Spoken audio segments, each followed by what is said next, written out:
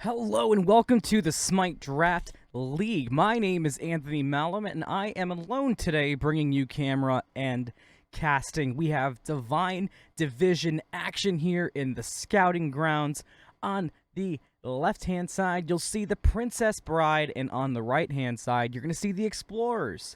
A lot of familiar names in this set, as well as a couple of exciting names, such as Darknms, who's had a pentakill so far in scouting grounds, which cannot be any more impressive. We also see Red Wings, BarryMF, NeptuneSpartan, Flippin' Ninjas, lots of return names, Dashiewae, Pest News, lots of exciting stuff. We've got our usual Year 10 bands coming out so far. We've got the Hebo, Freya, Soul, Ao Kuang. All characters that you really cannot afford to mess with so far this season, to say the least. Realistically, if you can lock down one of those mage ADCs, you can basically win a game off the back of that selection alone. Speaking of things, though, that have been incredibly strong this season, we do have a first lock-in being a Thanatos. Thanatos. You like that? This is what happens when you try to do things alone.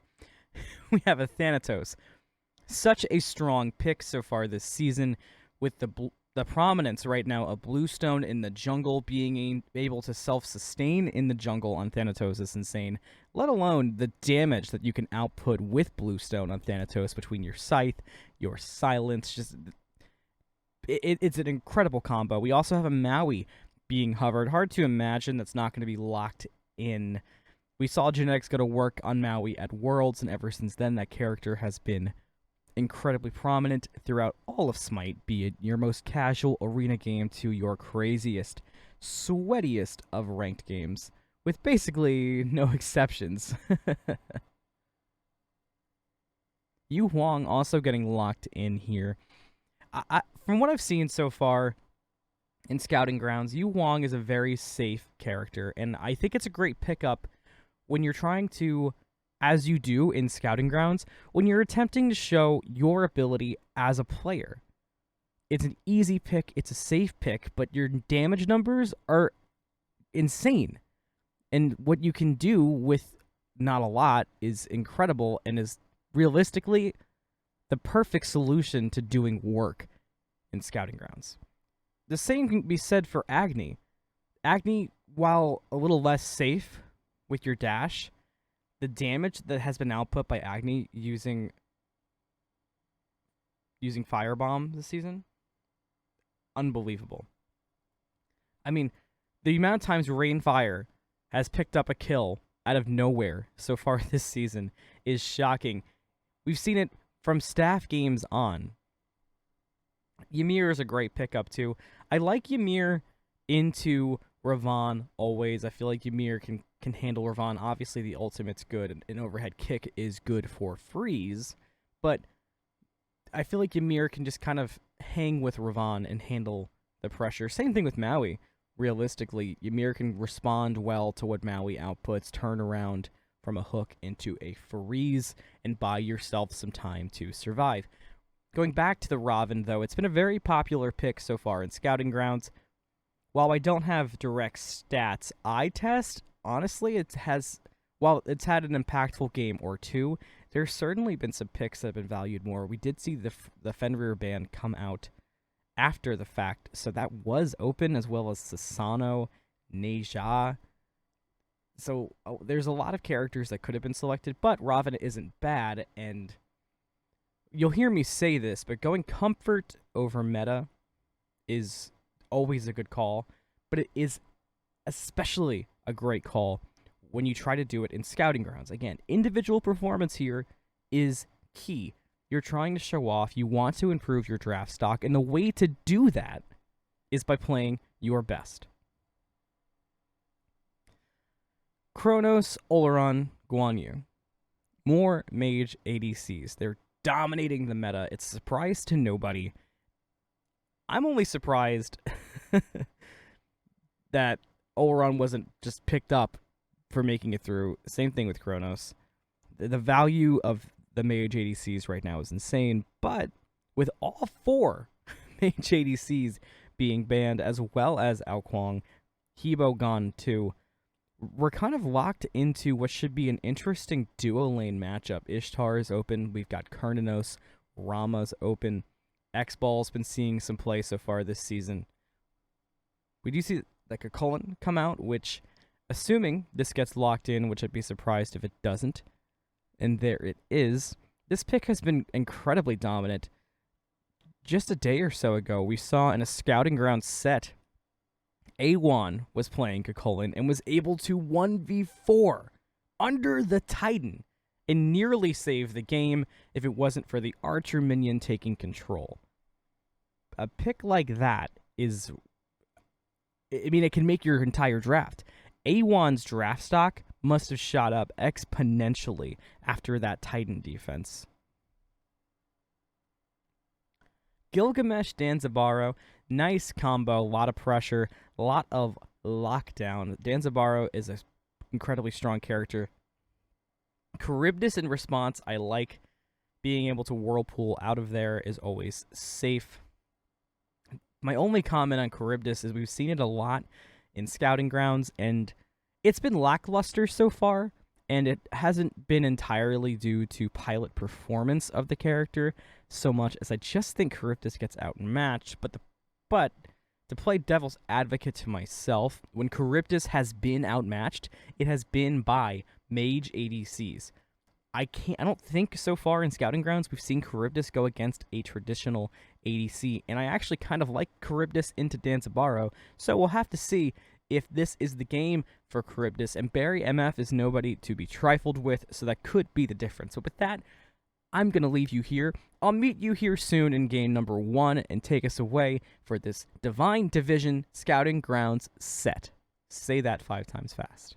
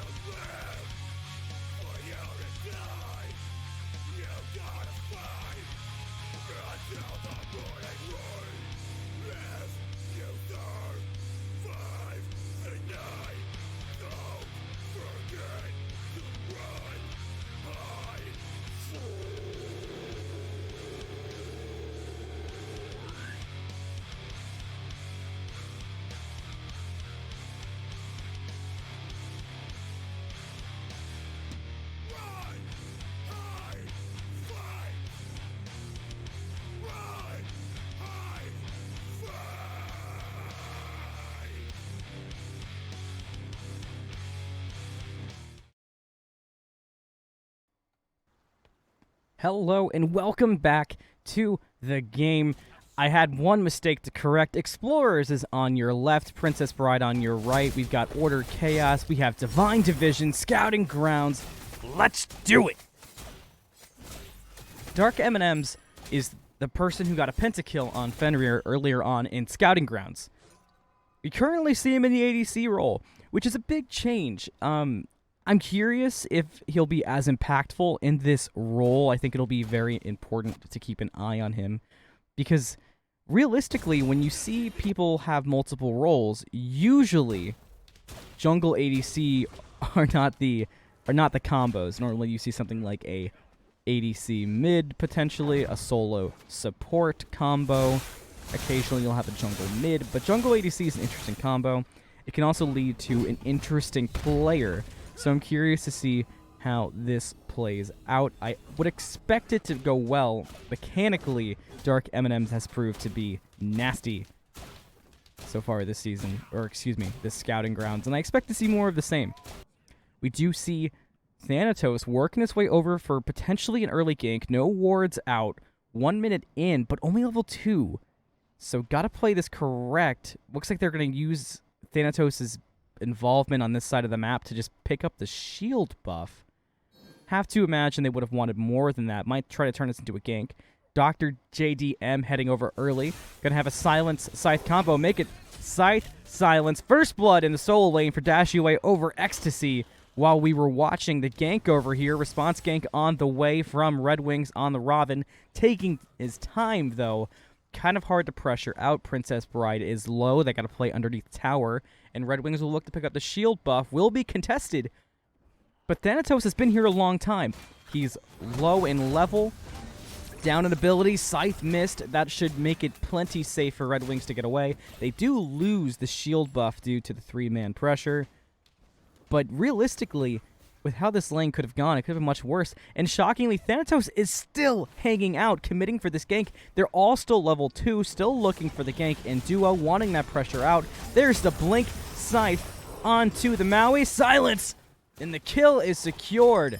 Spent Spark picks it up on the Thanatos. Big kill over there, if not a bit delayed. Shouldn't affect him too much, but he will be down in level for quite a while.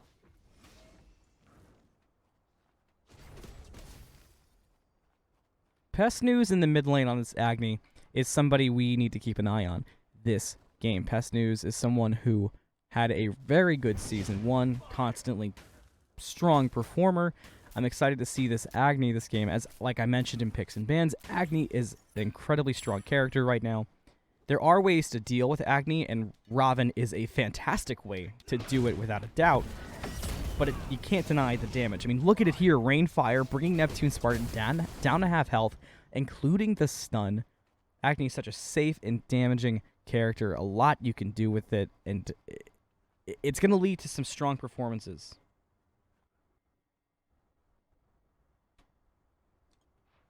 Let's take a peek over at duo lane. We see Flippin' Ninjas heading over to contest the purple buff. But DrJDM, BarryMF, they bring it towards their tower, wisely secure the buff, did not bring it all the way over to secure it and lose gold, so they keep it. That's something we've seen so far. A lot of these lower divisions, they're being very safe with their buffs, which, while important, can put you behind in gold. We've seen a few weird charts where gold and experience were not even for the teams that were ahead, and that was due to their buffs being played safely, which is, it's interesting to see. It's been interesting to play around myself. I'm not sure going forward into the season how we'll see that played out, if we'll see it constantly be a thing that happens, but it's something to keep an eye on. Build-wise, we got everything looking normal. We have everything looking well and dandy, with the only slight exception here being that Gilgamesh went Soul Leader, and as I say that, there's another solo kill for Dashiewae. I've missed it twice. Please forgive me, Dashie. I'm running things alone here today. Impressive showing so far from the Gilgamesh. Doing work over there. Soul Leader no doubt helps. Flippin' Ninja's going to use the ultimate, followed up by Dark. That gets a stun into Ymir. Landfall pulls in Dark. Red Wings is here. DrJDM low, so is Flippin' Ninja's ultimate. Secures 1 kill. They want the other, but Hovering Death is here. 2-man stun. Scythe missed, though. BarryMF low. And Spence falls. Red Wings got a double kill. Can he make it? 3. Looking for the Danzabaro. Hits the root while Invis, and Barry steals the triple. But an impressive rotation from Red Wings. Picks up 3 total kills for Princess Bride, and kills-wise, they're already back in the game. Undeniably impressive rotation there from Red Wings. We saw the delayed gank earlier on from the Thanatos. Robin beelined it straight for the duo lane and instantly made an impact. You love to see that. If you are the duo lane, you love to be a part of that. It is no doubt going to be a difference maker for them for the next couple levels. Charybdis being able to get any kind of lead over Danzaburou is going to make that fight just so much easier for Charybdis. It wasn't impossible for it to be turned around. We did see a missed Scythe from SpenceSpark, but it would have been a tough fight. The Hovering Death Stunning 2 was big, but they just weren't low enough for the impact that it might have had otherwise. We've seen a lot so far this season of this pathway we see Flippin' Ninjas walking through right now being kind of the culmination of all the chaos of the map. Everybody meets in that area. The fights there get intense. Ward coverage battle there is always intense. I mean, we can see that right now. 2 wards in the same spot. Borderline on top of each other. And that's going to be something to watch as we go into the season. But something that I think has gone underlooked in Scouting Grounds so far is watching how these teams and how these guys are playing around that area of the map. I'm going to interrupt myself here. Ecstasy falling low again will be a 3rd solo kill. Needs the push, but pushed into Rage. It's enough for Ecstasy to live. That's going to keep him at 2 deaths for now, which is important for the Kakolin not wanting to fall too far behind. Looks like we're going to have a play make here from Flippin' Ninjas. Gets the stun, rain fire. Dash used from NeptuneSpartan. Spark is cut off, though, from DrJDM. And that's going to keep the Thanatos from regressing further on to the Yu Huang. Nice play there from the Doctor, keeping his mid laner safe for the time being. Still contesting over the shield buff is the duo lane. Dark having a tough time getting to it, but has not given it up and will secure it. After what felt like an eternity, he gets it. Hovering Death used as an escape here from Spence. Red Wings looking to see if there's any potential, but Hovering Death just goes a bit too far. Solo lane. Ecstasy getting low. Dashiewae looking for the kill. Gets the jump, but the jump is jumped, and Ecstasy's safe again. 2 good escapes for the Kakolin after falling low. Sticking around, though. Playing it a bit risky. Should be able to get away, no problem. Flippin' Ninjas caught between 2 members. Gets pulled in. Nice freeze onto Red Wings. Should secure the Ymir safety. Pest News is under tower low, but NeptuneSpartan is also low. Can't contest too much. Left side invade, responded with a blink from SpenceSpark onto BarryMF. Up down from DrJDM, followed by the ultimate from Red Wings. Should secure SpenceSpark. There it is, make it a killing spree for Red Wings. Let's pop back to solo lane. We don't stop here. Dashiewae looked for the jump onto Ecstasy, could not find it. Flippin' Ninjas and Dark are trying to defend their jungle after Spence fell doing it. Nice wall, but no follow-up in the Danzo quite yet. It's just not there. The opportunity is not making itself present. From the side, though, BarryMF is here getting low, taking some damage, has to whirlpool out of there. If Flippin' and Danzo had had the same person, they could have looked for the kill. Flippin' Ninja still looking deep, though, for it. Pest News around the side. Rainfire misses 1. BarryMF walking up. There's the Maw, and it hits 2, gets them low. Purification beads come out, actually, from Danzaburou to be secure. Nice wall from Flippin' Ninjas trying to stay alive. Rainfire looking for BarryMF is no good. 3 guys low and Explorers, and Princess Bride's here to clean things up. NeptuneSpartan gets the kill onto Flippin' Ninjas. SpenceSpark still looking to rotate, but too little too late as the 4-man duo lane rotation has secured 2 more kills for Princess Bride. So far, if there's one thing the Divine Division has been in Scouting Grounds, it is exciting. I mean, we saw it right there. The fighting was constant across the map. And while it's easy to look at a lower division and assume the skill would be less, a constant theme that I have seen in Scouting Grounds is that these guys have great mechanical skill. It's been constant. An example that comes to mind was we saw a Cat a couple of days ago playing ADC, and while the matchup was tough and in terms of KDA, the performance might not have looked incredible, she was able to keep up and really put in some work in terms of rotations. Every rotation was on point. There wasn't a team fight missed as soon as the farm was caught up. that comes from calls and game knowledge in this matter, and that's where Divine seems to be strong. What they might lack in overall team coordination, the mechanics and the brains are there. It's just a matter of utilizing them in the proper way and working through it with your team to make sure you're making the most successful decisions for yourselves and your teammates. Red Wings looking over to get some pressure off of Ecstasy. Dashiewae is level 12 though, so can't commit too far, just enough to back the Gilgamesh off for a bit and give Kakolin some time to breathe, which has not been a common occurrence. There's the rage. Tough fight for Ecstasy to take, but he's taking it. Dashiewae's doing some damage, but doesn't have it to kill. Quite tanky right now is Ecstasy, so won't be too much of a commitment. Rainfire finds NeptuneSpartan, freeze, follow up, and Flippin' Ninjas. There is the Ice Sheet landfall to pull Flippin' Ninjas back. The doctor might have saved his patient, and it looks like he has. Yu Huang gets away somehow from being caught in a disastrous spot. BarryMF looking for a solo kill onto Darknms, but cannot find it right away. Gets away easily. Scythe used on the Bastion could have been potentially used on the Maui there, as we do see a lot of poke going on to support. Don't know if it would have been a kill, however, so maybe it was best to get the gold from the Bastion.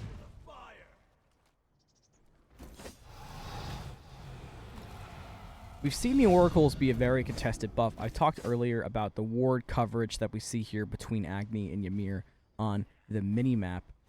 But those Oracles have been an underrated fight and caused some chaos. And it's been really interesting to see how teams are really prioritizing that Oracle fight as a way to get some picks to try to set up for the 12 to 15 minute Gold Fury. Hovering Death in the solo lane. Gonna look for a kill onto the big ragey boy. Lands down. Execute range was not there, however. So no kill in the solo lane. We'll see if that turns into any pressure from Red Wings on the Raven. Looks like it might just be an Oracle secure. Could have looked to get some pressure on the mid lane in response to the ultimate coming out from the Explorer's jungler, but Princess Bride choosing to play things safe and clean up their own jungle as well as the neutral camps.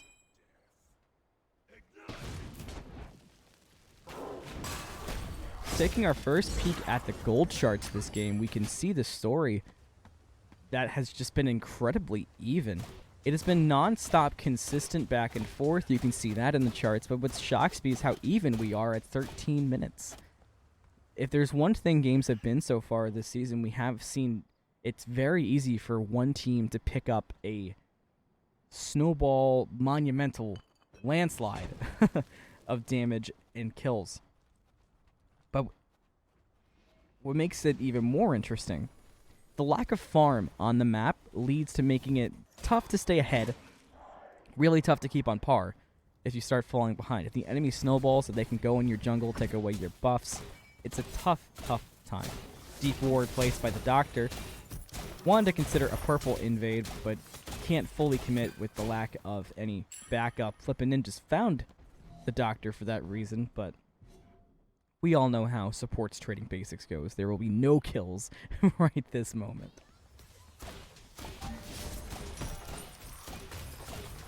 BarryMF taking a little damage.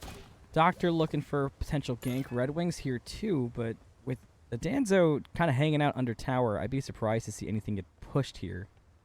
Might be looking, if anything, to just secure the area around the Gold Fury, and they're actually pulling the Gold Fury.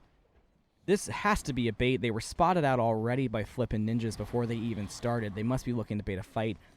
They do have Kakolin here, and he's here ahead of Gilgamesh, but they aren't playing for the advantage quite yet. Matter of fact, Danzo's able to walk to lane.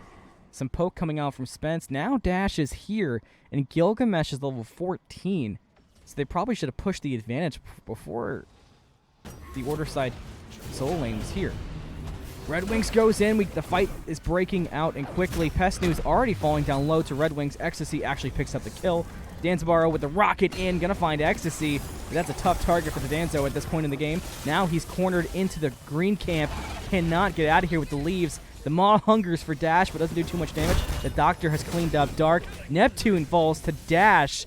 We talked about the Gilgamesh being a problem. Spence gets caught out over by the mid side. Falls down to Red Wings. Flippin' Ninjas just focusing on getting himself and the Gilgamesh out of here. But it's a 4v2 for this Gold Fury. It's going to be tough. Gold Fury down to 10. And yeah, there was... I said it'd be tough for Explorers to contest, and I think they agreed. There was no contest. Something I want to talk about while Pyro is being pinged. If you look on this side of the map, we can count 5 red wards. That is significant. They had that Gold Fury so prepared and so covered, ready to take it. The only thing that surprises me is they didn't push the advantage before Dash got there. Red Wing shows up a Pyromancer. Nice overhead kick to get away from the stun, but still taking a lot of damage, and Pest News is here too. NeptuneSpartan focusing on the red buff for now. Going to turn around just in time to get hit by 2. Rain of Fire hits down to a quarter. Hovering Death. Neptune's in execute range. Dash, though, secures it, and that's going to leave Spence in an awkward spot.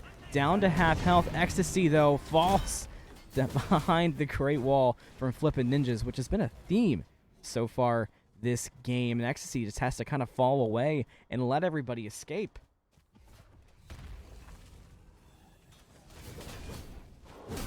Pyromancer getting pulled by the Explorers here. Princess Bride going to look to make a contest, but it's going to be tough. Down to 25%, make it 15, call it 10, call it gone. Explorers has destroyed the Pyromancer despite the best attempt from the Doctor dropping the landfall on top of it.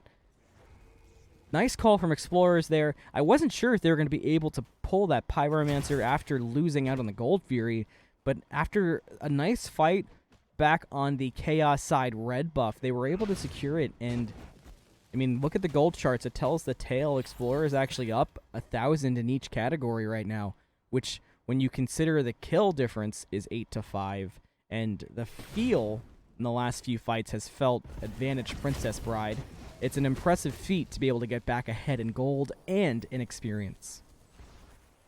Granted, a lot of that experience is on Dashiewae in the solo lane, but it makes it no less impressive that there is one, as I stated before.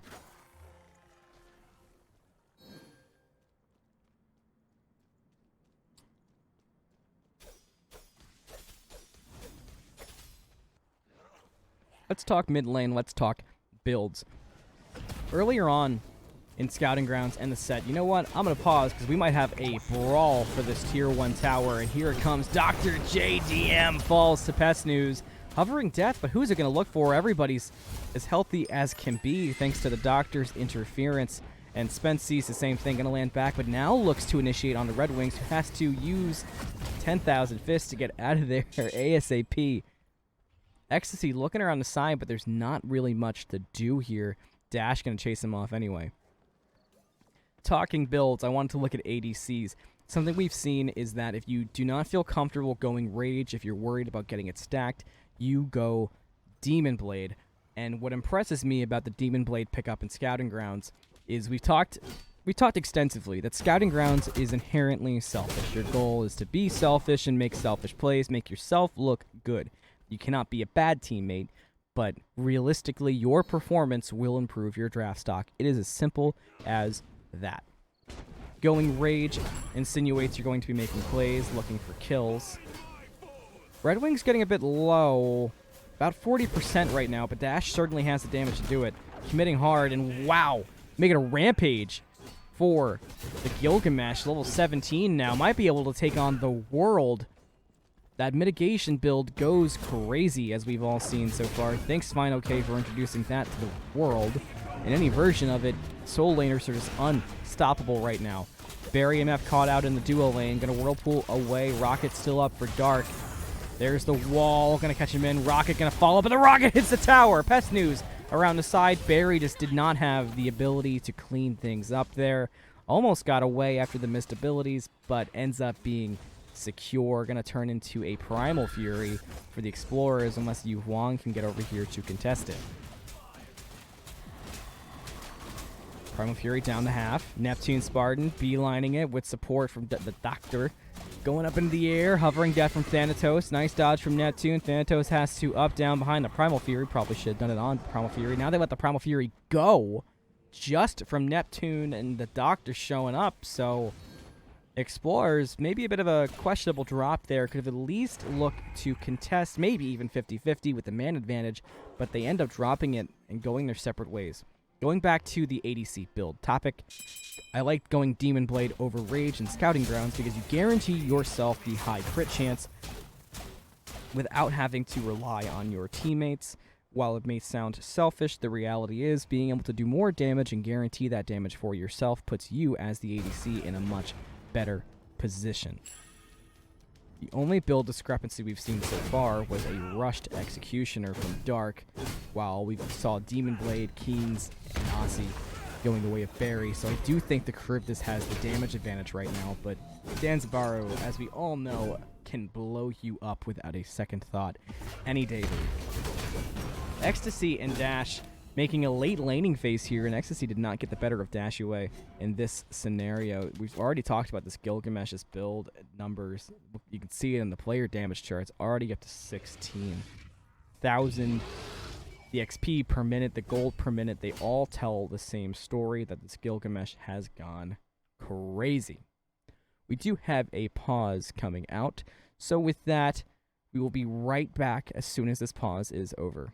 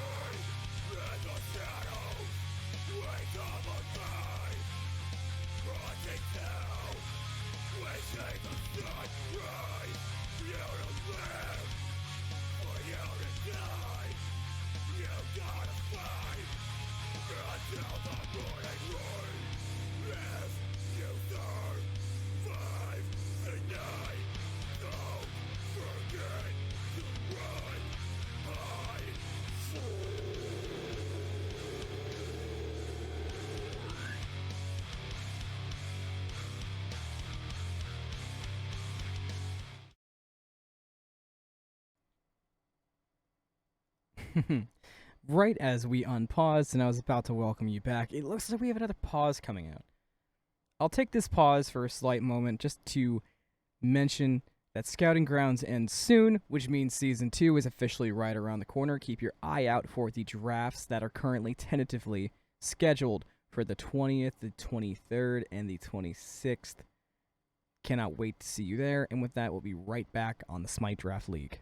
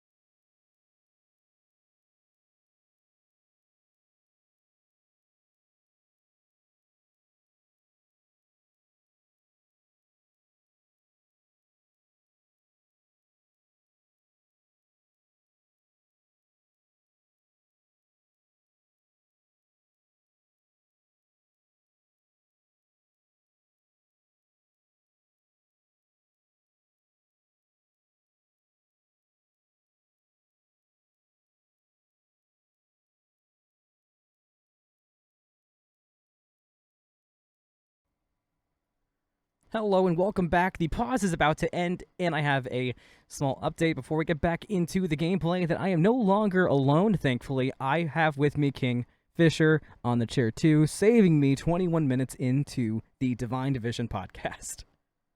Only joining a little bit late, but Valentine's Day is over. There's no time to be alone. And excited to get in here. It looks like we're already in a really good map state with Explorers, only a few thousand gold ahead.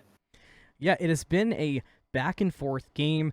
We saw Princess Bride get some pressure pretty early on, and Explorers responded. We saw a couple strange contested fights for objectives, which we might see again as Pyromancer gets destroyed by Explorers as soon as the pause ends, and now the fight breaks out behind the back. Ecstasy getting some damage on Dashiewae, who's been a problem this entire game on the Gilgamesh, but now gets pulled in, but unfazed, still looking for the fight, jumps onto Ecstasy, Rain of Fire, secures a Pest News, gets a kill. Hovering Death gonna look for more. They jump away, lands onto the Doctor, and does good damage to Red Wings on the follow-up Scythe. They're going to chase it down into the back and see what they can do, but I kind of like the positioning of this fight for Princess Bride. Yeah, I mean, they're already looking okay. They do come away on the back foot there, but don't lose too much value. Only a solo laner down, so still should be able to contest as Explorers want to go towards Gold Fury, and they're going to start it off. They are. We've seen them have some problems with Secure so far this game, but they've gotten it regardless. The Doctor getting close, though. Good wall from Flippin' Ninjas to block it off, but Yu Huang doesn't care about no stinking walls. Explorers get it anyway. Landfall brings in the Danzo, and we got a teleport in from Ecstasy. Flippin' Ninjas low. Matter of fact, all health bar is not looking great for Explorers. Princess Bride looking to force the issue. Frenzy popped 2. It's a full commit if I've ever seen it. Neptune does not find the damage on to the Thanatos before the hovering death away, and they're still chasing it down. Thanatos lands by tier 2, and they're still running it down. Looking for Darknms. The rocket's going to come out and instantly hit. 5 members all grouped up for Princess Bride, and they're making the poor Bamboo Boy their baby. He falls down. 4v5 for the tier 2. And at this point, Explorers may as well back and heal, because they're not going to stop Princess Bride. Yeah, and I really like seeing that aggression from Princess Bride. I mean, normally I feel like we talk a lot about pushing a little bit too far and getting too excited after some big contests like that, but they do it really safely and not punished for it. So really good push by them following that up. Spark does get picked up by Ecstasy. It was a tough position to be in, but they really got to let this fight go. Now Ecstasy gets stunned out, and Pest News here, so maybe Princess Bride staying too long, but Red Wings has something to say about that thought. Lands down on Pest News, gets the kill. Wall separates Red Wings from the Doctor, though, and it's going to fall down to Flippin' Ninjas. Great wall from Flippin' Ninjas, as that's been the second storyline of this entire game. But the main storyline's been Dash, now looking for another 1v2, but his supports here, gets the stun onto the Doctor, gonna chase it down and get the kill. Make that 6 kills for the solo lane on Explorers. And, you know, I feel partly responsible for caster cursing that one, and they do end up pushing a little bit too far. They lose a lot of value. But luckily for them, looking at the map state, Fire Giant's the only thing that's up, and with the Yu Huang standing on the other side, it's definitely not going to be a safe objective for Explorers to push. So that being said, not the worst loss in the world. Definitely can still come back from this one. Yeah, I definitely agree. And that's kind of been the storyline of this game. And I was talking about it earlier. Divine, while yes, the lowest division, I mean, there's certainly skill here.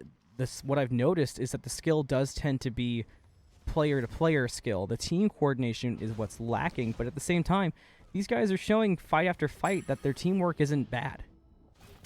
Yeah, and especially, I mean, considering it's scouting grounds, you gotta give the teamwork a little bit of a pass. These are these players' first time playing together. They only play about one set, so definitely can fall to the wayside. And I think we saw it best in the Challenger Division last year. I mean, there was so much competition from the Challenger League. We saw individual players really performing. I think like Evan in the end of the season, Patrick Liz in solo. I mean, some of those players can really stand out and be the difference makers for their team.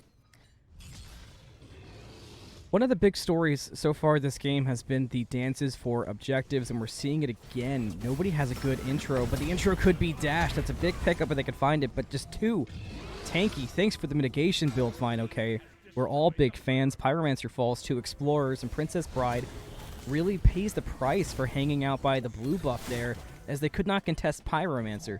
Normally we see the Fire Giant dance kind of split the Fire Giant in the middle. That almost turned what would have been a Scorpion last season into the in-between point. It was interesting positioning. Yeah, definitely weird to see. Now Thanatos into the air, they're looking for the engage, and big damage. Execute does miss, though, so the Doctor's alive for now. Ymir ultimate doesn't pick him up either, but the Rocket does. Danzo gets a kill onto the Doctor. We saw Maw Hungers do some good damage. Neptune, though, taking even more than that. It's a double kill for the Thanatos, looking for more.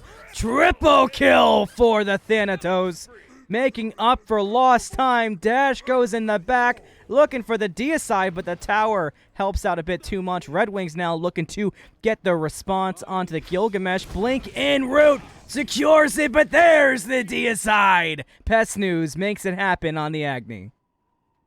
Yeah, really good fight there from Explorers. They step up at the right time, and the Thanatos going absolutely massive in that fight, 1-4 up until then. So definitely good to see them getting some value, especially compared to Ravana. Ravana can just kind of run away with fights, so any chance we have to see Spencer get involved in these late game fights, I love to see it, bringing a lot of value. Yeah, earlier on there were some, and I said this earlier, it felt like every missed chance for the Thanatos almost wasn't Thanatos' fault. It kind of felt like abilities and positioning was just a bit unlucky. And as Thanatos can do, once late game comes, it becomes much easier to secure those kills. You don't need to rely on your sight hitting. You have damage elsewhere to look at, and it really showed there. Yeah, it really did. Did a really nice job cleaning it up. And now Explorers, I mean, we talked when I come in here, they only had a 2,000 gold lead. The kills were even. They're up by 5 kills now and about another 8,000 gold rather. I mean, they are starting to run away with this one. But now, where are they going to be able to apply pressure? Princess Bride's map state still looks really good. They got a lot of pressure across the map. BarryMF looking around the corner does see Spark on the ward, but with only the Soul Laner here, now it's turning into an awkward fight as Pest News and Flippin' Ninjas are going to be behind the ADC, but the wall cuts off the Thanatos. Really even be needed, though. Whirlpool to go away, but the execute lands! Spark making up for lost time again on the Thanatos.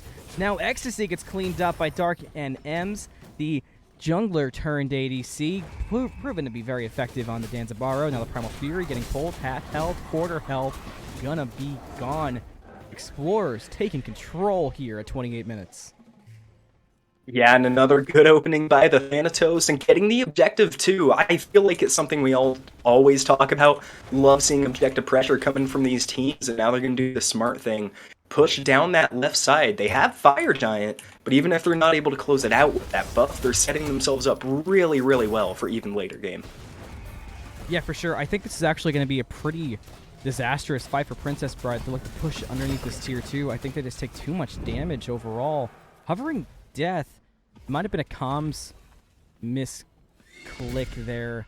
It looks like there was a split call. Half the team wanted to retreat and pull for tier 2 mid, but it seems like Spence might have wanted to go in. We talked about it. That's the Scouting Grounds curse, but thankfully I don't think it'll be too detrimental. Yeah, definitely shouldn't be. I mean, playing safe, even if you're a little discoordinated, they don't lose anything by not getting overly aggressive there. They're still going to be in a really good map state. Now falling back even further, and I like this, it's a 5v5, there's no reason to take a senseless fight, especially with Enhanced Fire Giant right around the corner. Right now, every sign is pointing towards Explorers being able to take that. Yeah, it's going to be a tough contest if Princess Bride even want to try it. I mean, we saw last fight that they just don't match the damage right now. I think part of it can be seen as the ADCs just kind of, so far, being a non-issue for both sides. I mean, player charts-wise, we can see bottom damage is Maui, then Danzo, and then Charybdis not much higher than Thanatos and the supports. So I think the ADCs could end up being the difference in these coming fights. Really, which one is going to start dishing out the numbers? Yeah, they definitely could be, and I think Crit is going to be a large player in that. I mean, this is the point in their builds where they start to get online, but Danzaburo already has the Deathbringer, while Charybdis doesn't, so theoretically it should be doing a lot more damage with those auto attacks that already hit really, really hard on the Tanuki. Earlier on, I mentioned that I like going Demon Blade in Scouting Grounds because you don't know for sure if you can secure the Rage stacks, but picking up Rage late anyway is Barry. We'll have to see if that pays off and matters later. Ecstasy caught it between 3 members and the wall, but the jump over, and now Red Wings wisely splitting the pressure and doing numbers on Thanatos, who has to Hovering Death out of there. Ecstasy, though, still being chased by Dashiewae, who wants the kill, finds it, Rampage. BarryMF gets caught by the Thanatos in the back while we were paying attention to Dashiewae running it down in the front. And Explorers, once again, proving to just have too much damage. Nice landfall from the Doctor, though. I don't think it's going to matter too much as the support is going to fall, gets pushed back even further, but nice jump on the landing, falls down to Mr. Bamboo, and now the Phoenix is next on the chopping block for the Explorers. And after that, they're going to look to take their journey into the throne room. Pest News cleans up Red Wings. Will the Rocket find Neptune? No, overshoots wall. They will clean up Neptune. Deicide will surely lead to a nice victory in Game 1 of this set for the Explorers on the backs of Dashiewae. Yeah, and a really good end by them there. They do pick it up. I mean, it just starts with 1 kill, and they're able to snowball that all the way down the lane into first place. And now they're looking in a really good position for Game 2. That was a really, really strong transition from the mid to late game, which is always something you really like seeing from a team. It allows them a lot more freedom. Yeah, it's difficult, and for a while, I mean, it was around 12 minutes. It felt like Princess Bride was controlling everywhere on the map except for the solo lane, and Red Wings was splitting his pressure fantastically across the map. We saw great response ganks, but somewhere around the 20-minute mark, it just all kind of seemed to fall apart on the backs of Spark really picking it up on not necessarily the damage, but the utilization of Thanatos' abilities. And in competitive settings, you see this the most, I think, in SPL.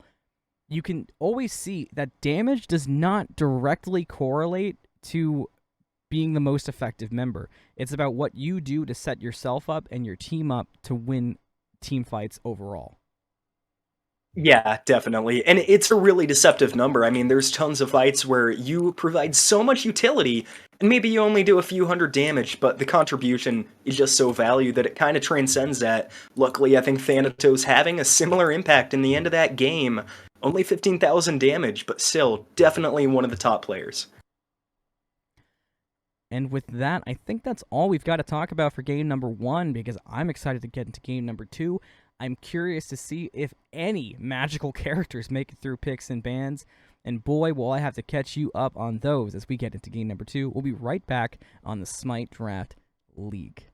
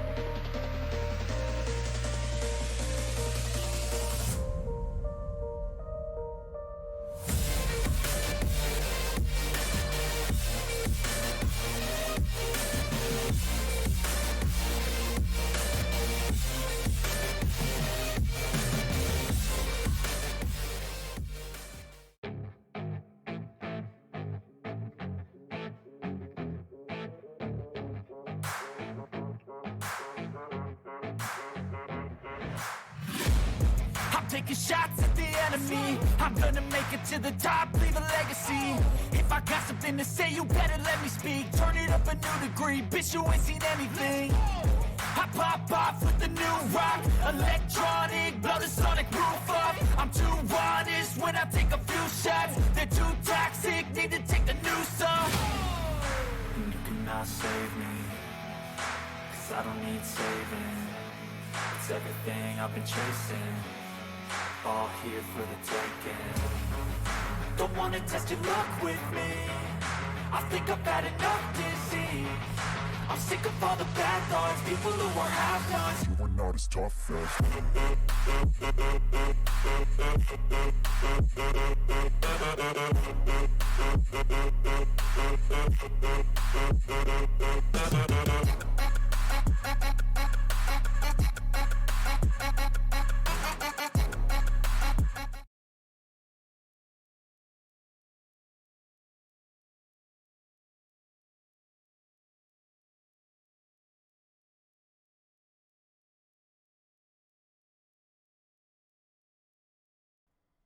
Hello and welcome back.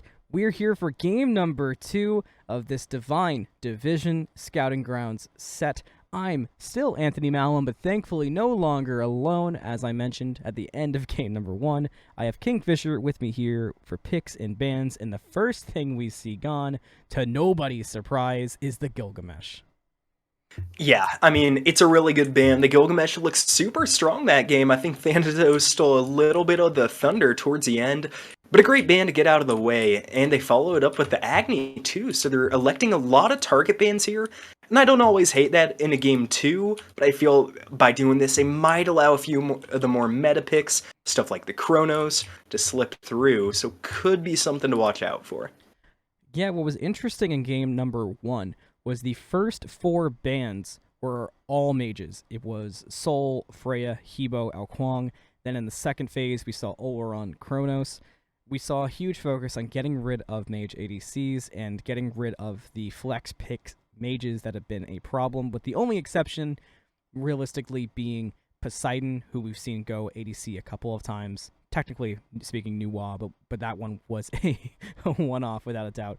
But I think controlling the mage ADCs has been such a priority that a lot of times you're letting through comfort picks, which can quickly become a problem. Yeah, and it does feel like it's always a big topic in picks and bans, comfort versus meta. There's something to be said for banning out a lot of comfort picks. It puts them off their balance, especially after a big game 1 win like that. Definitely smart, but you really got to be careful of the balance. It'd be scary to see what some of these guys can do on picks that are considered best of the best. DrJDM looks to be running back the Maui first pick. I love that selection. That was such a strong pick for the Doctor in game number 1. The landfalls were crazy, but more than anything else, what impressed me was the positioning constantly, just always in a position to best serve his team. We saw the same exact thing from Flippin' Ninjas, but we do see a Fenrir coming out, which for any division, any skill level, but especially what tends to be lower divisions, Fenrir is one of the most frightening characters to make it through. Yeah, definitely is. I mean, Fenrir, there's just so much he does good right now. Got some massive buffs in the off-season. Was already a really strong character before those. I mean, just brings CC, brings everything. And with the Yu Huang for the mid lane, it can be deceiving. But Yu Huang puts out a ton of dot damage that now that Brutalize is just going to walk them right into. The Thanatos ban is interesting. I was not surprised to see it picked up in game number 1 necessarily, but there were a lot of picks that made it through into the first round. One of which that stuck out was Sasano. I also can think of Neisha that snuck through and was not picked up. Not that Thanatos was bad, I just expected to see something else. But the Thanatos ban from Explorers here, Spence Spark isn't going to play it, and I guess they just don't want to deal with it, but it could have been a good pick. What surprises me is to see Horus, because Horus has been a very underwhelming character so far this season. Yeah, it really is. Definitely don't expect to see that in the top 3. I would have loved to see them on something like an Oleron or a Chronos that has still gone unbanned, like you mentioned. taken out in game 1, a good opportunity, but instead... And there's already a Maui, so do you think there's any possibility that's a Horus jungle, or are we just going to see it in the solo lane?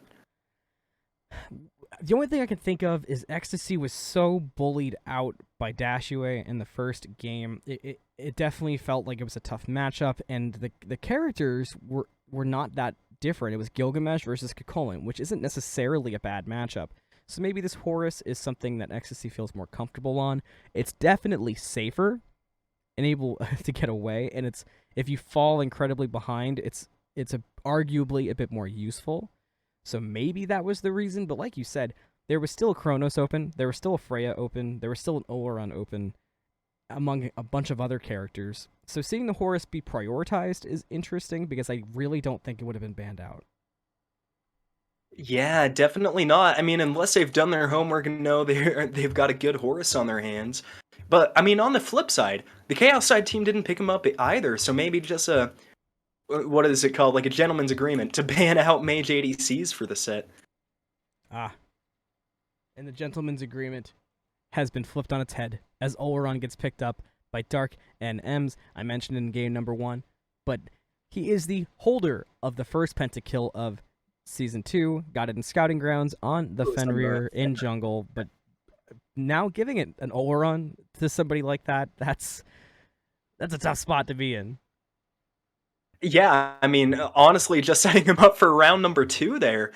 But, ooh, and an Ishtar response on the other side. I do like this pick. I feel like Ishtar's kind of fallen off the meta for really no reason. Still one of the top hunters, but just so overshadowed now by the mages. Definitely going to be interesting to see. And a Pele. Another jungle pick I'm a little surprised is doing so well right now, but we are seeing it a lot. Pele kind of reminds me of what a Wheelix used to be. Not that a Wheelix is bad, but that Pele is just constantly good. There's no meta recently where Pele has been a bad character. It's something you can always pull out and is always effective. And with Red Wings having gone Ravon in the first game, I think that's just a theme for Red Wings. I think there is a god pool there that's comfortable. Red Wings, if I'm not mistaken, was not playing jungle in Season 1. So far, that's been a Scouting Grounds thing. So being on a new role, being somebody who was seen in Season 1 and bounced around on teams a little bit, I think playing things you're good at is imperative for Scouting Grounds in that scenario. Yeah, I think he was a support in Season 1, if my memory's serving me correctly, but it'll still be interesting to see what they can do on Pele. Like you said, I mean, Pele's not a bad god, very aggressive, and especially going up against a Lancelot in jungle is more than equipped to kind of match the aggression that Dashiewae is going to have there. And with that, we're going to leave you here in picks and bans for Game 2. The next time you see us, we'll be in game for this Game 2 performance between the Explorers, the Princess Brides from the Divine Division in Scouting Grounds. We'll be right back.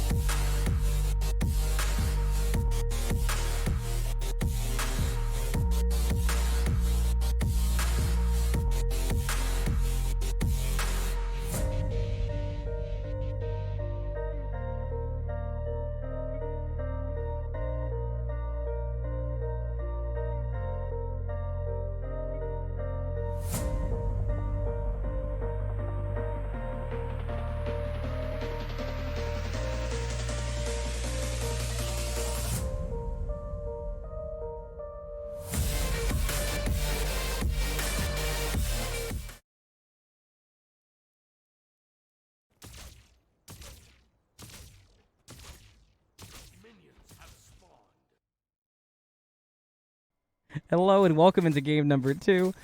I am still Anthony Malum. I've got KingFsher alongside me. We've got Princess Brides, Order, Explorers, Chaos, Divine Division. Let's do it! Yeah, and already, I mean, the team comps look drastically different this game, so definitely excited to see how that's going to play out.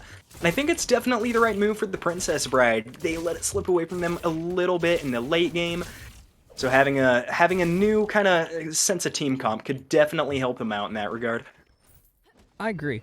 We did see that Lancelot went to the solo lane, which I would like to get your thoughts on after this bit of a scuffle in duo lane, as Barry's fallen really low, really quick. Shell's out already, but the shell cannot save you from Oleron. Welcome to the Mage ADC meta. First blood goes the way of Explorers. Yeah, and already a really good kill right off the rip, and especially onto the ADC. A lot of times you see supports take the first blood there in duo lane, so fortunate for Explorers they get the ADC instead. But I think, more to your point about the Lancelot, I'm a little bit mixed on it, because I think Fenrir right now, ooh, jumping in, sorry. Gets taken away, brutalized, denied, gonna have to fall back, cannot look to aggress any further. So I think you're good to take us through beat not only the Lancelot solo, but being Horus, who got bullied out game 1 on a different character. I'm curious if that's a better matchup or a worse matchup. Yeah, it's kind of hard to say. I think for Horus, it's lucky they're playing a Lancelot in lane instead of a Fenrir. As I was gonna say, I think Fenrir just top of the charts right now in every role. Oh, speaking of, now back to the death lane, they finally pick up the Maui, so 2 kills in the duo lane early on. And we also saw that there was a kill in the mid lane, so action across. Nobody wants you to speak, I don't think. But yeah, I think you're on to a good point. I just think Ecstasy is at least a decent matchup to survive, but I think we can clearly see that this is a difficult matchup just in general for our friend on the Horus. Yeah, and I think, not really to the fault of Princess Bride, but every one of these matchups kind of seems like it's going to be a rough one. I don't think any of these are bad picks, not necessarily bad counter picks, but none of these picks on the side of the Princess Bride, I would think, with maybe exception to the Maui, should really have an advantage over their counterpart. It's much more of a, got a group at 5, at 20 minutes, and really hope we do well. Spence heading over to the duo lane, trying to get the Oleron even more ahead. 2-man stun, Spence Sparks kills BarryMF. Doctor should be safe, but giving 2 kills and an assist to an Oleron. Oh man, would I hate to be the Princess Bride ADC right now. Yeah, definitely not a fun situation. We've talked about Mage ADCs so much this season already, but when they get a lead, there's really not much you can do to stop it right now. So definitely a dangerous situation. I'd like to see Red Wings maybe get a few ganks that way to kind of try and remedy that. They're going to press for the purple buff, run into Red Wings, who gets away.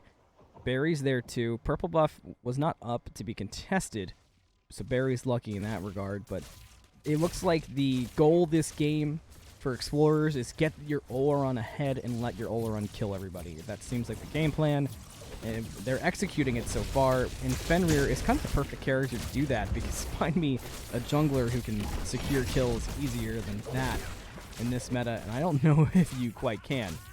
DrJDM with the up-down on the Flippin' Ninjas, who gets a 2-man root. Oleron, though, low in mana, so the damage is not going to be there for any kills off of this. The only person in danger might actually be Flippin' Ninjas, but another 2-man stun. He's on point with those Terra stuns. Yeah, doing Terra really ultimate. good. He's just not done, Fish. He gets the root onto the Doctor, who goes up-down, but now he's slowed. That's going to cost a shell, but look at where Barry is. Not where you want to be right now as the Ishtar gets stunned out. Flippin's on the case. Doctor, though, willing to die for his ADC. Will he? No. The pressure was enough to help the ADC get away, and Barry gets to live another day despite what looked like an impossible situation. Yeah, luckily, I mean, ooh, and now it's gonna be the Morgan Le Fay? Oh, sorry, that's Yu Huang! But Lancelot instead is gonna get a solo kill over in the right lane, something we were afraid of. Horus not being the most aggressive pick in the world, now 2 levels down against a Lancelot. Not a great start for the solo laner, but still definitely time to kind of set that lane back right. Yeah, that's tough. it's exactly what you don't want to happen right now if you're Ecstasy, but the key here will be how he responds to this situation. But what we were watching in the meantime was a 1v1 in the mid lane that ended with both mid laners being 10 HP and neither one securing the kill, despite both of them having incredibly long-range ultimates, which NeptuneSpartan and Pest News are both Season 1 SDL veterans, and, I mean, skill-wise in this set, they have both shown up, and they've really been able to match each other and compete heavily. It's a very competitive mid lane. Yeah, it's something you really like to see, especially on picks like this. They're kind of execution heavy, not really two of the mages. You kind of think hyper carry. There was a point where Yu Huang just top of the world, but now it's more of the picks like the Scylla, the Agni, like we saw last game. They're really running it, so it should be a competitive lane for sure. Ragnaroked his world. Red Wings falls down. Landfall pulls in 2. Princess Bride with some nice execution to respond to Red Wings getting picked up, but it's not enough to get any return kills. Barry with a nice stun, but he can't find any kills either. What's it going to take to bring down a member from Explorers? But more importantly, how little will it take for Spence to go on a killing spree? Fenrir's got 4 kills now. Double kill for the big bad wolf, and it's going to turn into a Gold Fury. Yeah, really good play there from Explorers, and now up 7 kills to 1, going on to the Gold Fury 2. It's kind of different from last game. We saw a really even map state, and them kind of pull ahead late. If they're able to keep this lead going, they are definitely setting themselves up for success, especially off the back of some stellar Fenrir play. Yeah, it's Fenrir. The only character in this lobby who is more scary than Oleron getting ahead is probably Fenrir, and right now they're both running away with things. Yeah, I mean, definitely. This is chock full of picks that you just don't want to see get a lead. And now they have one. So Princess Bride, they're going to have to be careful. But no. I think uh-oh. Oh, might be safe from the minion wave. And Red Wings is here for the response. Gets a knock-up on Dashiewae, and Ecstasy gets a nice revenge kill on Dashiewae. I like to see that. Most solo laners would have crumbled there and taken the death under their tower. Might have even stopped walking, but Ecstasy kept with it, and they get the kill for them doing that. Great play. Yeah, I mean, mana diff there, unfortunately, for Dashiewae, not quite able to clean up the kill. But now we're going to see where they're able to kind of respond. It's a good item, and Horus is building into damage, not something we normally see on him. Yeah, It's an interesting decision to go this item first, especially given how Game 1 went. We'll talk about it more in a moment. Pest News picks up a kill on NeptuneSpartan, thanks to some assistance from the rotations of Spark and Flippin' Ninjas. But yeah, I'm hard-pressed to find the reason for going the Hastened Katana in this situation. Make it a rampage for Spent Spark, as you really don't want to fall far behind on Horus. Game 1, you had a really tough time, and you were tanky against Dashiewae, and now you're against damage, and you're choosing to go Hastened Katana. It's a difficult setup. Now we see the Hastened Katana be sold, so it may have potentially been a misclick. He might have been trying to go for a Golden Blade and accidentally went Hastened Katana, which is unfortunate to say the least. Yeah, definitely is. Golden Blade's still a really good item. We saw it, I forget if it was the beginning of this season or end of last season, where it was a must build for everyone. Oh, but now it might be must build some defense. Maui in a really tough spot in the middle of 3. Gonna go for the up down. Now Red Wings caught out while Maui's just swinging. Landfall doesn't quite have the effect they wanted. NeptuneSpartan with the good rotation. Gonna get a huge kill to follow up that rotation on Spent Spark. Should be all they get from it. That landfall was so close to saving Red Wings. Extremely close. And landfall, I don't think people give it enough credit. It's a hard to land ultimate sometimes. Takes a minute to charge up. And unfortunately, a little bit off the mark. Not quite able to bail out his team there. But still, definitely shouldn't be persuaded. Princess Bride not showing the worst defense in the world there on that purple buff. Yeah, you know, that's going to be the difference here for Princess Bride. I mean, when you're behind, especially in scouting grounds. I think it's really tough to play from behind because we talked about it. You're not here to form the perfect team. You're here to show off your individual performances. So it's really easy when you fall behind for things to get frustrating and you kind of just shut down and just start doing your own thing. But in order to come back in a game like this, you're going to have to lock down that teamwork and make plays happen. Dashiewae with the joust, leading to the kill on Ecstasy. REDWINGS going to run into Spent Sparks. Ragnarok pulls him back to lane. Going to be a Brutalize that follows through the ultimate. REDWINGS falls down to Spent Sparks. 7 kills now on the Fenrir. Yeah, and it's getting to a dangerous spot now for Explorers. Princess Bride all over the map, just not quite hitting their stride yet. We see a little bit of a disjointed kill there in solo. I think they tried to gank the Lancelot originally, but just didn't pan out. I would definitely be looking to the mid lane. I think you've talked about it a lot. NeptuneSpartan this game, looking good, can definitely be one of the pillars for them to lean on, and has a lot more carry potential than I think anyone but that Ishtar. Yeah, and Ishtar is having a tough time staying in the game due to all the early pressure from Spent Spark. So they really got to pull things through here. I think if we have to lock down some kind of solution, some kind of way forward for Princess Bride, it's really going to be farm up, play safe in solo, as Ecstasy's falling down a bit low. Going to just need a little bit more damage, but Dashiewae lets the kill go. Probably a good call. The gold at this point is not very worth it from Ecstasy. And I think the new goal needs to be get NeptuneSpartan and get Ishtar and get them doing damage as quickly as you possibly can. Flippin' Ninjas goes underneath the tower. Root drops. Dashiewae cleans up Ecstasy in the solo lane. Pest News falls to NeptuneSpartan in the mid lane. Nice landfall, if not a little bit late. The idea was certainly there. Although what's scary right now for Princess Bride is we've got Dashiewae riding in on the horse, being able to freely rotate after the insurmountable lead in solo lane. Primal Fury getting pulled by Princess Bride, but they're going to have to contest with the solo laner who's level 13. They wait for him around the corner, but the hook misses. NeptuneSpartan falling low, but Dashiewae taking a lot of damage. Olrun ultimate, though, perfectly timed. Can he clean up the kill on NeptuneSpartan? He needs one hit of any ability to get it, but he won't. He turns around, finds REDWINGS instead. Killing spree for Darknms. Dashiewae, the next one, low, but still fighting. That level lead pulling off to be huge. BarryMF does get the kill. Should be a good amount of gold for the Ishtar. But now Ecstasy is here, but here a little too late, I think, taking a lot of damage from Olrun. Princess Bride is very low, just looking to backpedal. I liked the idea. The execution was rough, and it can be blamed entirely on the level disadvantage.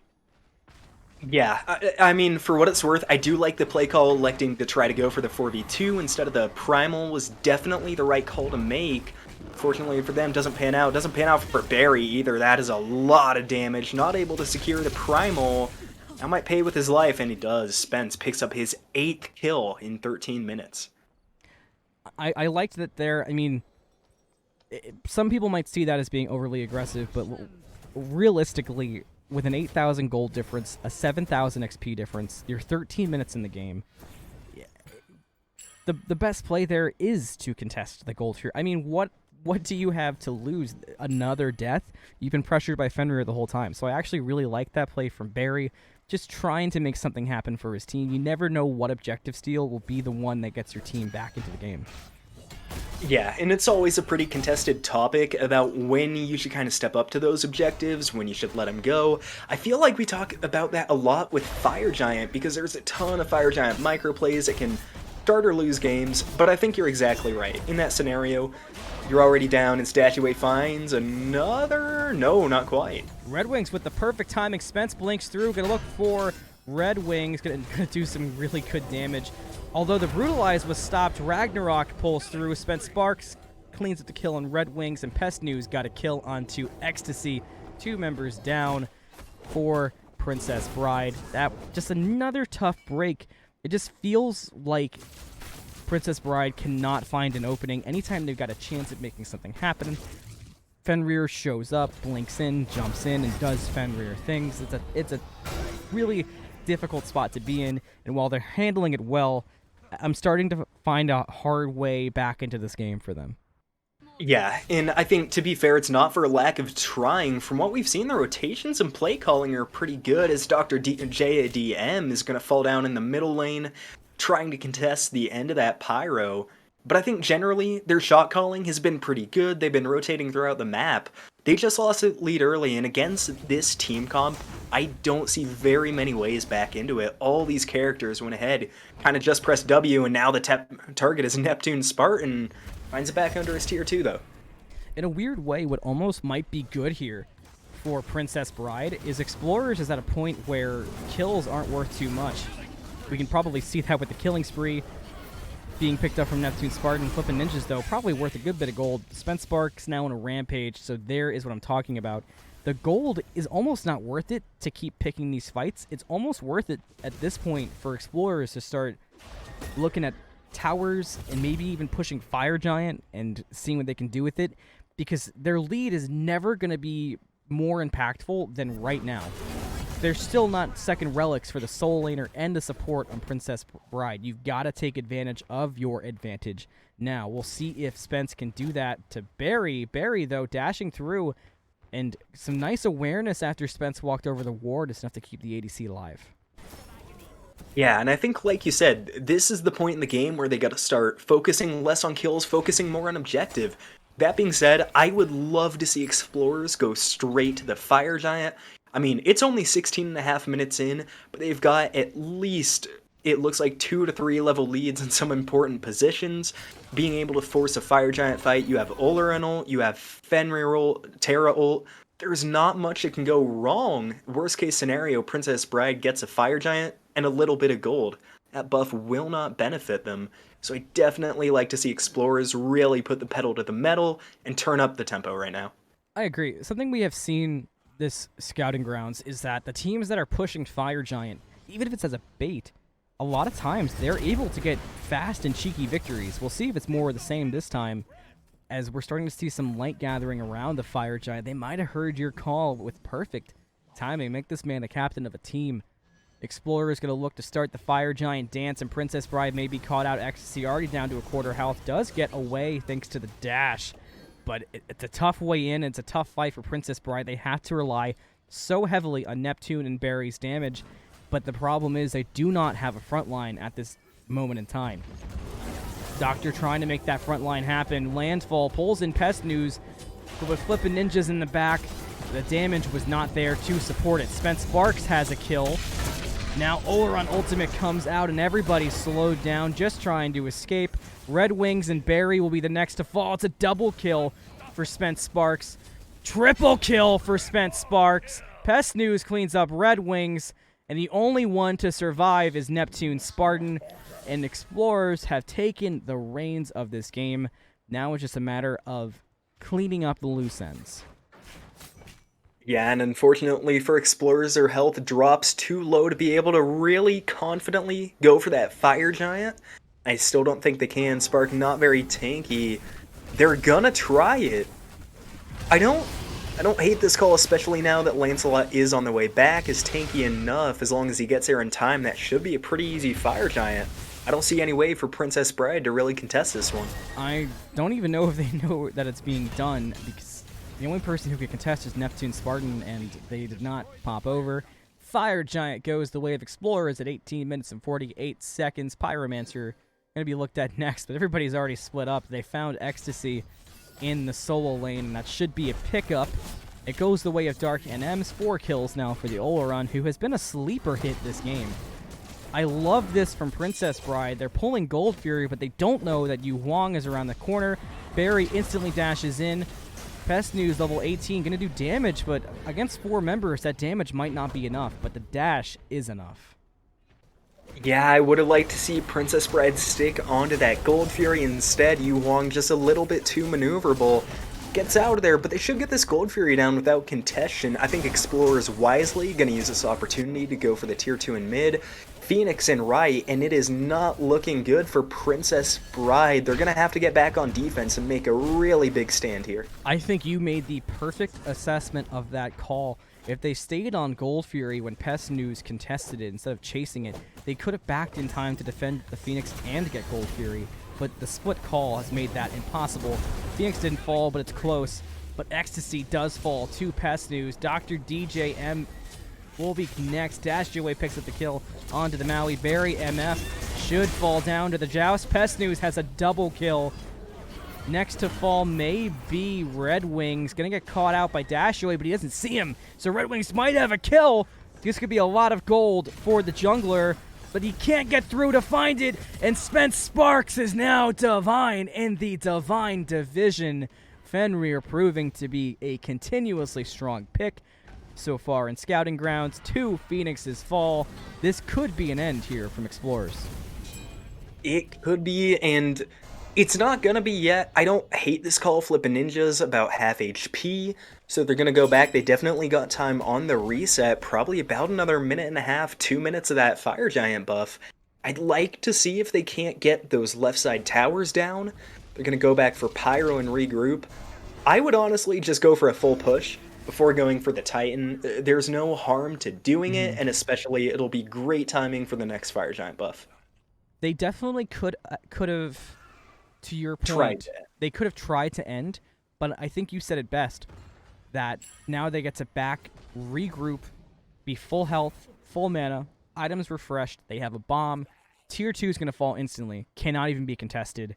If Princess Bride tries to defend the Phoenix, they've got 2 open Phoenixes with fire minions pouring in, so I think you have a good call there, back and regroup. If this was something like a fully put together team, the comms are comfortable, you have a designated shot caller, then it definitely could have been a organized end call, but for Scouting Grounds, I think playing it safe is the best maneuver.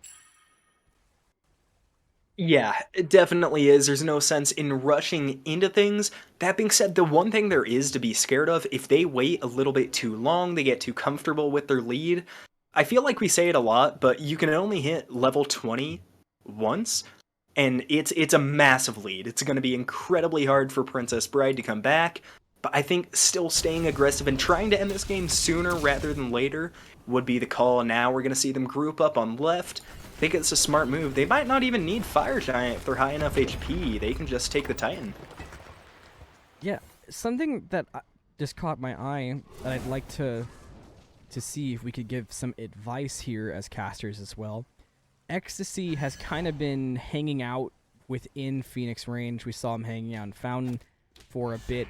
With Fire Waves up and that Golden Blade still being online, you have to play it safe, obviously, but I definitely would like to see Ecstasy getting a bit more farm, because going off of your point, you can only hit level 20 once, but you have to grind to get there, and unfortunately, it's scary to leave and try to farm in these scenarios, but you also kind of have to realize that if you don't try, you're going to die. We might see him die here, but I at least like the farm push. Probably should have left a bit sooner than this, but will get caught out by Dashiewae. Now down below half. Ecstasy will fall to the Soul Laner and make it the Oleron now on a rampage, but I like the push for farm. There needs to be a combination of discipline as well. Yeah, I think the other thing there needs to be is wards. The blue team doesn't have any wards outside of their own Phoenixes. So, like you said, they have to push up for farm. It's just something they have to do, but you really need to be safe doing it. Dying further, it just kind of hurts more than helps. Now they pick up the Fire Giant as well. It's not enhanced, but it should be enough. Pushing down mid, I don't think they need to worry with the left Phoenix at this point, or even minions for that matter. Might just be able to walk straight into the Titan room, but they are going for left. Spence finds NeptuneSpartan, and look at the damage coming from the Fenrir, but look at the damage coming from Neptune. Not too bad. That does cost the ultimate, though. Phoenix defense online. Fire minions will be going inside both Phoenix lanes. Pest News is on a rampage. Spence still diving deep. Landfall doesn't hit. Ragnaron has to be used. Barry, though, has run into Dashiewae in the mid lane. That Phoenix has respawned, but fire minions are already inside of it. So one basic attack from Dash should do it. There it is. Pest News cleans up Red Wings. Next Phoenix will fall to fire minions. Titan Throne Room Siege begins. Flippin' Ninjas falling a bit low. He's got to play it safe. Barry in a 1v1 with Pest News on the left. DrJDM trying to get there, cannot in time. Spence Sparks finds the kill onto the Ishtar. Titan, 75% health. No huge commit from Explorers. Horus Ultimate will try to get some kind of positioning going online. Frenzy Pop. Titan's still fairly healthy. Chance at defending here for Princess Bride, without a doubt. Spence Sparks and company will back up. So despite all odds, Princess Bride actually defends fairly well there. Yeah, they do. I don't know, maybe I'm not seeing the same thing. I don't quite know what Explorers are backing for. They were all still full health. Yeah, the only thing I could think of is we saw some hesitance. We saw that half of Explorers was kind of backing out and seemingly waiting for minions, and the other half was going for kills to try to secure the end. They definitely weren't kill hunting, as with every member up, you can't just end the game. That's not the nature of Smite. But maybe the split call led to just a frustrating, okay, fine, let's reset. That's the only thing I can think of. Yeah, I mean, to be fair, they got time to. Still 2 minutes on the Fire Giant buff, probably another 2 minutes until that left bird respawns. Now they are a little bit spread out again. I think at this point, like we said a few minutes ago, I would just group up at 5 and force a fight in the Titan room. You're levels and levels ahead, all the builds are far, far more along. You have the Fire Giant buff and a lot of speed buffs. There's really not much that could go wrong with a big push here. Oh, Fenrir soloing the Fury? And barely lost any health. Wow. That's that's crazy. a scary sight. Right side, Yeah. Phoenix being pushed in by Explorers. This could be the push to end all pushes here for the Chaos side. BarryMF definitely caught out. Will be the end of the ADC. Dashiewae is the one to get credit for the kill. Spence Sparks dives in. Ragnarok to NeptuneSpartan. Immortal before the end. Red Wings falls to Dashiewae. Double kill. What a landfall! Do not let that go forgotten. 5 members almost brought into the Titan. It won't matter in the end. The Titan's going to fall. Explorers picks up the victory, but a fantastic landfall to lead us out of that game. Yeah, okay, so when I said nothing can go wrong with the push, I guess I wasn't counting on a 5-man landfall. Absolutely great play from DrJDM. Unfortunately, though, the Fountain doesn't really get any of them, not quite able to do enough. Explorers are going to take that one, and especially compared to last game, that was a dominant match from everybody on that team. Yeah, we'll go through each player as we tend to do for Scouting Grounds. There's definitely a bit less to talk about for Princess Bride. I mean, they had a tough time getting going, but they had a tough team comp to go against. Olorun Fenrir is just a disaster waiting to happen for any team. But somebody's performance, so I want to point out, you talked about it just now a little bit. DrJDM might be so far the most hidden talent support that I've seen. Game 1, fantastic, and Game 2 somehow managed to be even better despite the odds, going off of how much that Princess Bride had to endure. It's really impressive. Yeah, and I think along that same grain, NeptuneSpartan kind of forced behind all game by the nature of it, but still ended up with positive KD, top player damage, a really strong performance coming out from the Morgan Le Fay. But that being said, I mean, a 17-1 Fenrir, pretty hard to look past. That was a really good performance again from Spence, who we saw really clean it up in the endgame with Thanatos. Yeah, and we talked about it a bit, but Thanatos can be a character that's a bit unruly. But Spence Spark being on a character who has a bit of an easier time securing their damage, like Fenrir, and look what happened, 17-1. I think if you're a captain, if you combine these two performances as a whole, especially considering the context that Game 1 was far from a squash, then Spence Spark is somebody who should really be jumping up radars, who we did not see in Season 1. Pest News did great as well as we have tended to see. The Yu Huang was in every single fight. Dashiewae had 2 fantastic games, if you could take us through a bit of what you saw from the end of Game 1 and especially in Game number 2. Yeah, I mean, not really too much to talk about, especially on that Lancelot. I know we talked about, like, being kind of worried in the early game, seeing him not go into the jungle, but the solo instead, but still got a really nice early lead. To his credit, did a lot more diving than I would have expected. Normally, we like seeing them play tankier, play a little bit closer to their team, but that slightly different playstyle definitely worked during that entire game and into last game as well. Looked pretty strong, so definitely a more unorthodox solo laner, I think, to keep your eye on. Flippin' ninjas, to nobody's surprise, fantastic on support. I mean, we saw it all last season, so while it's a fantastic performance that definitely deserves to have some credit due, I definitely don't think Flippin' Ninjas will have any problem finding a team come the start of Season 2. But Darknms has so far really been someone who's caught my eye. I mean, not you. Even if you take away the pentakill, both games we just saw were fantastic. Danzabaru against Charybdis is a tough matchup. You're not exactly countered, but you don't have the advantage either. Danzabaru not exactly S tier right now. Not bad, certainly, but not the greatest, and it was a good performance. The damage lacked early and showed up late. Oleron, same story, but we talked about it in game. Damage isn't everything in a competitive setting, because ultimately, you could get 2,000 damage. If your team wins, your team wins. And as long as you had a positive impact on that outcome, that's what matters. And Darknms has shown that if they're in a game, there's a chance that you can win, and it's higher than the chance of losing. Yeah, definitely can. I mean, we talked about an all-game individual performance, kind of the highlight of these scouting grounds, and every person on both of the teams had their own flashes of brilliance. Definitely a lot of things for the captains to consider going into the draft.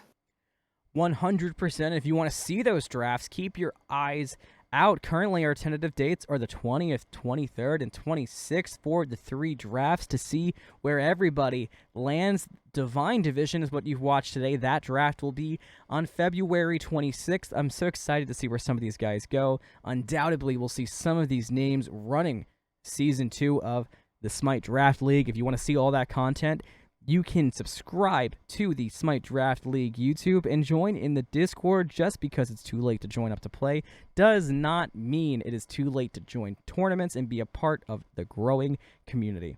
I have been Anthony Malum. I was casting and your camera today, and I had KingFsher saving my hindquarters once again, and we will see you here soon on the Smite Draft League.